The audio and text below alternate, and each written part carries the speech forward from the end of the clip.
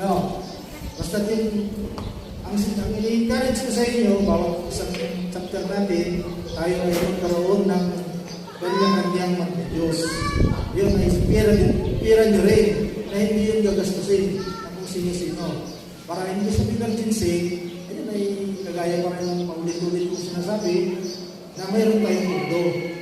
Huwag natin gayahin ang ibang mga friends na mag-Diyos ay sinusunod ng mga officers tayo, hindi tayo naman. Transparent tayo. Kaya ang pera mo dyan, andyan yan. So, sa lahat ng mga sacrifices natin, lahat ng officers, lalong-lalo na sa mga nag-prepare ng ating pagkain, kagaya kanina, yung pamimili namin ay maibipit, dalawa lang kami, expect ko may sasama, wala, hindi na